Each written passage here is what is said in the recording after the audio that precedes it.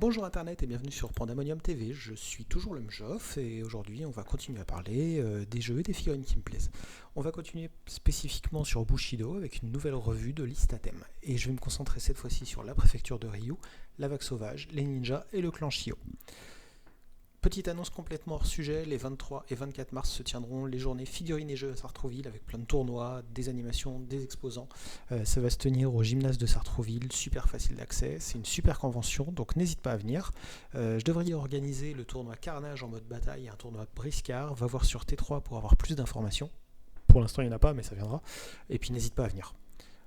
Pour le format sur Briscard, on va rester sur du 500 et sur Carnage, on va faire un format grosse partie mode bataille avec deux grosses parties, 1200 points par camp, avec soit des joueurs solo qui se pointent avec 1200 points, soit des joueurs qui viennent en équipe de 2 avec 4 fers de lance de 300 points chacun. On parlera des détails un peu plus tard. Pour le moment, on dépense 2 actions, on se reconcentre et surtout, on revient à Bushido.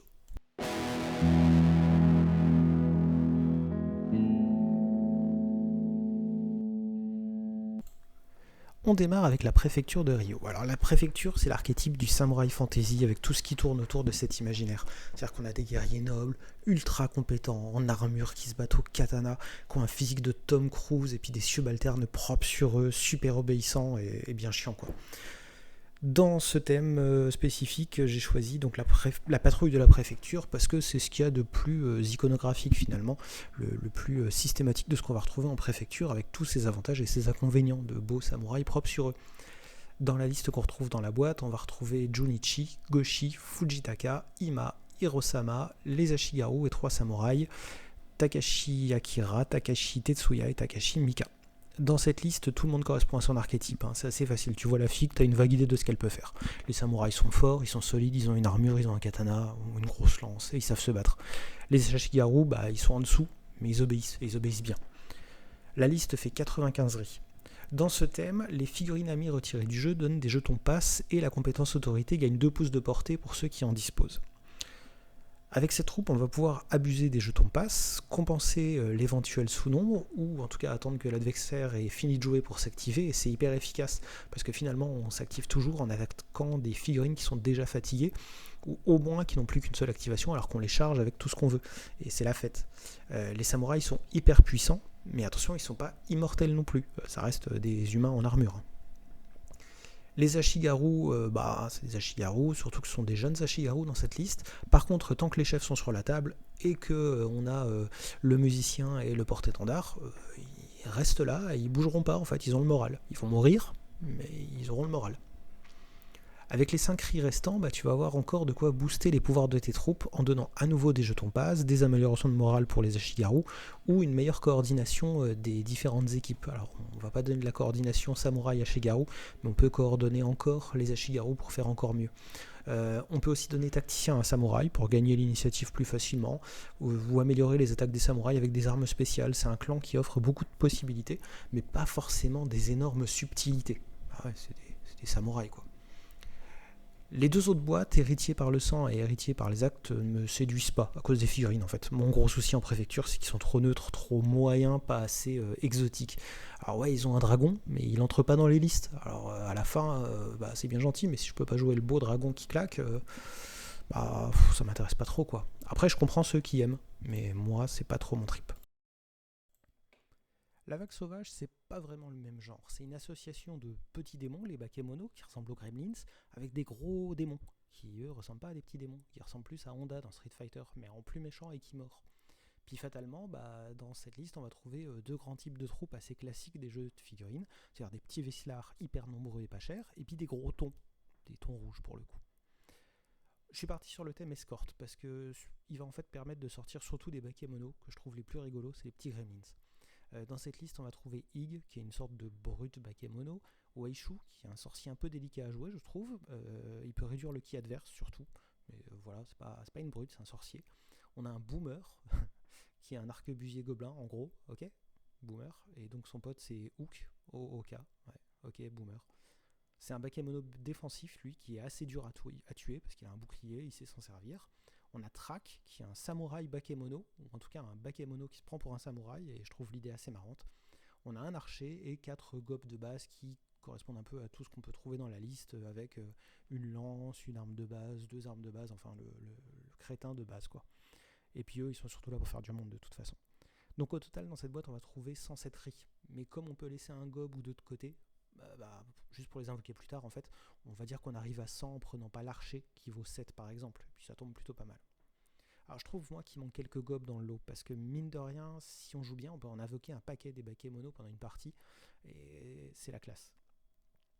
Dans ce thème, les bakémono morts donnent du ki au reste de la bande, et ils ont un pouvoir additionnel sur leur carte de ki commune, qui leur permet de changer l'orientation d'une figurine ennemie pour 2 ki, c'est-à-dire pour pas très très cher, et changer l'orientation d'une figurine ennemie, c'est redoutable dans ce jeu. Pour faire simple, un bakémono, c'est un petit comique, faible, couard, qui se cache bien, mais qui n'est pas du tout une bête de combat. Par contre, chaque fois qu'il génère du ki, il va le collectiviser, et tous ses copains pourront utiliser ce ki, et ils ont d'ailleurs une liste de pouvoirs ki en commun pour invoquer des copains, en déplacer d'autres, les dissimuler, enfin bref. Avec ces listes, il faut jouer sur les points forts de toute façon, à savoir le surnombre, en activant d'abord les figurines complètement nazes, les petits mecs avec épée, celui qui a un bâton, et puis en fin de tour, tu utilises les bons, ceux qui savent faire des trucs. Tu vas jouer sur le camouflage pour te planquer au maximum, et l'invocation de nouveaux combattants pour être en surnombre très vite. Et puis tu as quelques profils défensifs qui sont relativement chiants. Bon, un samouraï va passer à travers, hein, mais quelqu'un qui n'est pas trop entraîné, il aura du mal, il va galérer. Au premier coup de pelle subi, de toute façon, on va perdre un bakémono. C'est juste qu'il faut que le coup de pelle arrive. Et c'est ça la difficulté, en fait. On va créer une sorte de raz-de-marée de bakémono, et puis ensuite, on tombe dans le dos de l'adversaire qui ne va pas pouvoir se défendre puisqu'il n'aura plus d'activation.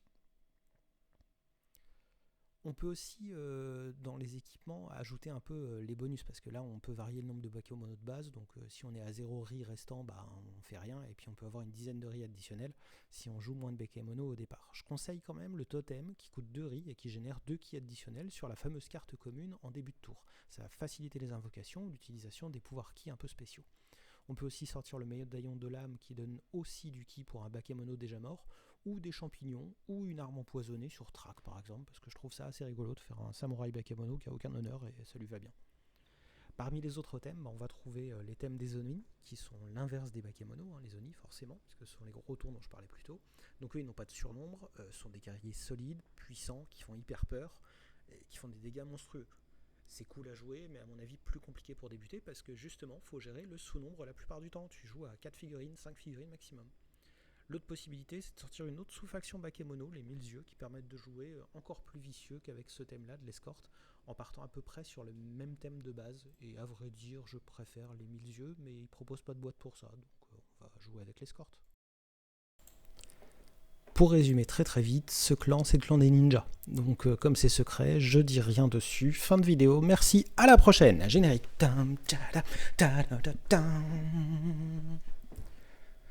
J'ai eu du mal à choisir un thème, parce que franchement dans cette liste, ils se ressemblent tous en fait. C'est un peu ça qui est chiant avec ces listes de ninjas. Je pense que c'était pas prévu au départ qu'ils fassent un clan complet, et à la fin on a des ninjas qui ont tous le même profil.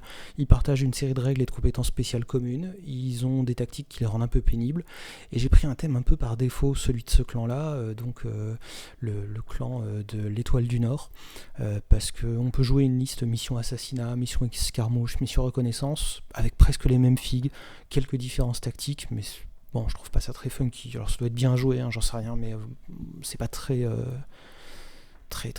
funky. Dans cette liste, le bonus de thème va permettre de supprimer des activations en cas d'utilisation de la compétence assassin. Je trouve que ça marche vachement bien pour des ninjas, forcément. Et un tour sur 2, on va pouvoir bénéficier de plus de compétences spécifiques de ninja, puisque à chaque tour, un ninja va bénéficier d'une compétence cadeau, et finalement, ils pourront en utiliser 2 une fois sur 2. Et ça, c'est classe. Donc dans cette liste étoile du Nord, on va retrouver des ninjas qui se ressemblent tous un petit peu, comme je le disais. Alors, il y a une petite différence, il y a Axiam par exemple, c'est le vieux sage de la bande qui a des points de tactique un peu améliorés, qui sait se battre, etc. Il sait utiliser les compétences des autres. Il y a Iretsuna, c'est le gobelin ninja. Alors lui, je comprends pas trop ce qu'il fout là, mais au moins il me fait marrer, il est original, et puis il copie les compétences des copains en ajoutant celles des bakémono. Donc c'est amusant, mais est-ce que ça marche hors d'une liste bakémono, je sais pas. Mais en tout cas c'est rigolo de le voir là, puis il est pas cher, il a une bonne tête. Les 3 autres par contre c'est des variantes autour du thème. On a Dudyoko qui a un arc, Yuto qui a des chaînes, et Biku qui a un Ronin avec des shurikens et des chaînes, et puis j'aime bien la figue. Tactiquement on va trouver un peu toujours les mêmes compétences, du camouflage, un peu d'armure, quelques compétences de combat, de quoi mettre au sol, de quoi repousser, attirer.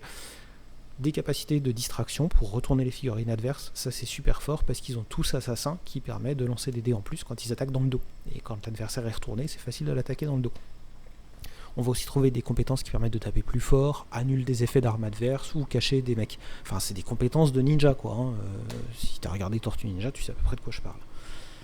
On a dans cette liste 93 riz. Alors ça veut dire qu'il en reste 7. 7 riz c'est énorme, il y a des listes où tu sors 2 figurines quasiment avec ça. Mais au prix du ninja c'est pas beaucoup. Donc ça va être difficile en fait de modifier la liste en profondeur. On peut virer par exemple Biku et récupérer la vingtaine de points qui coûtent pour pouvoir sortir un autre ninja. Mais on reste sur un ninja, donc on va pas sortir un truc qui sort complètement de l'ordinaire. Par contre, avec 7 riz, on peut se faire plaisir et prendre des équipements, des événements et donner plus de choix tactiques à ces fameux ninjas en les rendant encore plus imprévisibles. Et là, on peut faire péter l'arsenal. Puis avec le nombre de points dont on dispose, on a presque toutes les options disponibles dès le début. En fait, on va trouver de la bombe de fumée, des feintes, des capacités tactiques, des shurikens, des tapis de pointe, enfin tout ce qu'on peut aimer si on aime le thème des ninjas en fait, c'est tout simple. Alors pour le moment, le problème c'est qu'en termes de figurines disponibles dans les thèmes, je trouve que c'est un peu pourri, malheureusement. Sur le papier, je préférais l'autre maison, celle de la lune sanglante, mais dans le pack, il propose une figurine qui n'est pas jouable dans le thème, a priori, ou alors c'est que mon appli n'est pas à jour, et c'est dommage, parce que les figurines étaient bien classe, et je préférais les autres, celles de la lune sanglante. Il y a aussi des thèmes missions qui permettent de recruter un peu tout ce qu'on veut, mais je trouve qu'il manque de classe et de spécificité, alors que là au moins on a une maison, et on a l'impression de se jeter dans un clan plutôt que juste des ninjas regroupés ensemble, d'autant plus qu'ils ressemblent tous un petit peu quand même, ça fait plusieurs fois que je le dis, mais c'est vrai, ils ont tous la même tête quoi.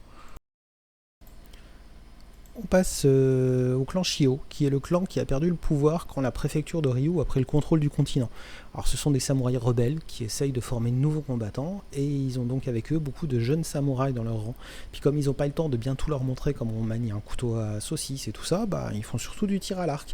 Et puis ils ont recours à quelques ashigaru fidèles qui les ont accompagnés pendant les batailles, mais eux on n'en parle pas, c'est des serviteurs et des paysans quoi. Et puis je te parle un petit peu plus tard du clan Tanaka, on va en parler des petits loups. Sur le thème, j'ai choisi Guerrilla Warfare, qui me semble être une bonne base pour démarrer, tout simplement, parce que dedans il y a le starter et c'est assez pratique. Dedans, on va retrouver Shio Takuya, qui est un bon combattant pour ce clan, finalement, qui donne des ordres, qui terrifie ses adversaires. Par contre, contrairement à ceux de la préfecture, il n'est pas blindé, c'est un samouraï en tunique, enfin en kimono, quoi. Il n'a pas d'armure. Ou presque. Shio Wimpy, qui est un samouraï un peu défensif. Shio Sayaka, qui est une samouraï avec une arme à deux mains qui booste les samouraïs plus expérimentés. Shio Yusuke, ils sont tous les quatre de la même famille. Yusuke, c'est le tireur, assez typique du clan. Ensuite, on a deux Ashigaru et Kazuki, l'archer avec les flèches enflammées. Au total, on a 92 ris. Dans ce clan, les Ashigaru sont meilleurs combattants que les samouraïs en fait en termes de pur karak. Ils font le nombre et ils le font plutôt bien. Par contre, ils sont plus chers que les samouraïs, assez bizarrement. Par contre, les samouraïs disposent de plein de règles spéciales, notamment attaque de flanc et bottes, qui vont leur permettre de prendre l'adversaire facilement au dépourvu, souvent de dos. Tiens, exactement comme la liste d'avant, mais en moins tous pareil. Le principe de ce clan, en fait, c'est de faire tout ce qu'on peut pour prendre l'adversaire dans le dos, si possible à 2 ou 3 contre 1, et si possible, après lui avoir planté une ou deux flèches dans le dos. Si possible, mais quand ça marche, c'est encore mieux. Les bonus du thème vont permettre d'améliorer les surprises que vont faire le clan, en fait, en modifiant leur tour ou leur bord d'arrivée, en les déplaçant, en améliorant les défenses. C'est une sorte de boîte à outils du coup bas, en fait, leur thème. C'est ça qui marche bien en plus avec ce thème. Il va rester 8 ris, donc avec 8 ris, on a de quoi faire. On peut soit acheter 2 Aimin, ce sont des samouraïs qui se font passer pour des paysans, et ils coûtent pas cher, ils coûtent 4 points chacun. Alors, tant qu'ils sont encore déguisés en paysans, ils savent pas se battre. Mais quand on sort le samouraï qui est derrière, ça fait une grosse surprise, très méchante et assez vicieuse. On peut aussi ajouter des décors spéciaux qui vont améliorer la capacité du clan à prendre l'adversaire par surprise en sortant les figurines de la table ou en permettant d'arriver en plein milieu de la table de jeu. On peut aussi donner une capacité assassin à certaines figues, les options sont relativement larges. Personnellement, j'aime bien mixer un aim-in, un décor, une compétence assassin, ça fait des surfroids chez l'adversaire qui saura plus trop comment jouer a priori, et avec un aim-in à 4 points, tu peux contrôler la moitié de la table juste parce que l'adversaire a peur que tu sortes un mec surentraîné en dessous, alors que c'est juste un samouraï. Chez GCT, il propose 2 autres thèmes en lot. D'abord le clan Tanaka, c'est un groupe de samouraïs d'une famille alliée des Shio qui aiment les loups. Ils se prennent pour des loups, ils combattent en meute et ils sont meilleurs contre des mecs affaiblis.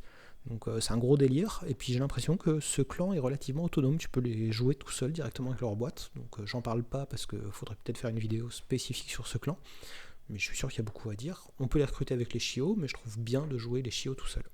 Sinon, il y a un thème coalition de l'Aigle Noir qui regroupe les meilleurs copains de Shio Hiroto, le chef du clan, mais je le trouve un peu bizarre à jouer parce qu'il y a beaucoup de Ronin et bon, même s'ils sont classe, je suis pas sûr que ce soit facile à jouer.